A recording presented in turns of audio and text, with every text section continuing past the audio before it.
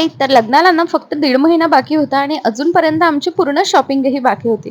तर म्हटलं चला आज शॉपिंगचा मुहूर्त काढूया. त्याआधी ना नजर घटी, दुर्घटना घटी असं काहीसं माझ्यासोबत झालं. मी एडिटिंगमध्ये बिझी असताना प्रिशू मॅडमनी कारनामा करून ठेवला. त्यानंतर तिला झोपवून दिलं. संध्याकाळला मस्त रेडी केलं. कारण अधिक महिना सुरू आहे, तर देवीचं तर दर्शन व्हायलाच पाहिजे. त्यात मला गुरुचरित्राचं पारायण करायचं आहे, म्हणून गुरुचरित्र ग्रंथ आणण्यासाठी सुद्धा गेले होते. पण मला ग्रंथ काही मिळाला नाही, त्यामुळे माझं मूड खूप ऑफ झालेलं होतं. तर म्हटलं चला शॉपिंग करून मूडला ऑन करूया, कारण ते प्रत्येकच लेडीजचं फेवरेट काम असतं. लग्नाला फक्त 1.5 महिना बाकी आहे. माझ्या बहिणीचं लग्न आहे आणि अजूनपर्यंत शॉपिंग सुद्धा पूर्ण बाकी होती. प्रिशूचीच काय ती फक्त शॉपिंग झालेली, म्हणून म्हटलं चला माझ्यासाठी संगीतसाठी ड्रेस घेऊयात, कारण सर्व बहिणी ड्रेसच घालणार आहे. माझं हे होतं की मी साडी घालते, माझ्या शॉपच्या उद्घाटनासाठी घेतलेली. पण श्रेयाचं म्हणणं होतं की दीदी तू एकटीच वेगळी नको दिसायला, त्याच्यामुळे ड्रेस घे. तर म्हटलं चला ती खर्च करते ना, मग आपल्याला घ्यायला काय प्रॉब्लेम आहे. जोक्स पार्ट, पण तिची खूप इच्छा होती, म्हणून म्हटलं चला ड्रेसेस बघूयात. तर मी इथे ड्रेस बघायला आलेली आहे.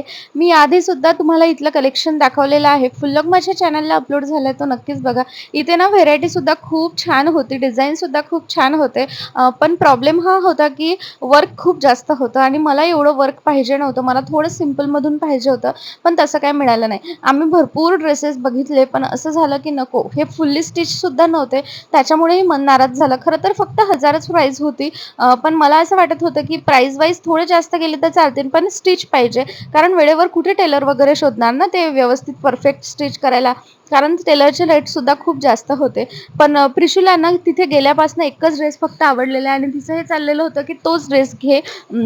पण वर्क बघून माझी थोडी नाराजी झाली, कारण मला एवढं वर्कचं नको होतं. त्यानंतर प्रिशूची शॉपिंग करायसाठी गेलो. तिला सुद्धा काही काही ड्रेसेस ट्राय केले, पण प्रत्येक ड्रेस तर तिचं नाही नाहीच होतं.